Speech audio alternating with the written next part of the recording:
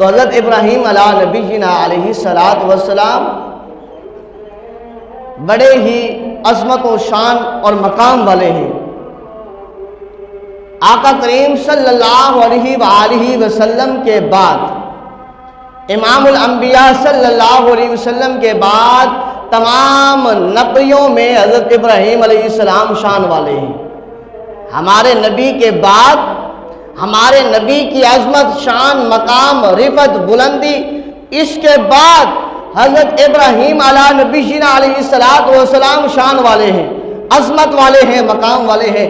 اب دیکھنا یہ ہے کہ آپ کی ولادت باسعادت کیسے ہوتی ہے، آپ کے آنے کا سبب کیسا اللہ تبارک و تعالی بناتا ہے۔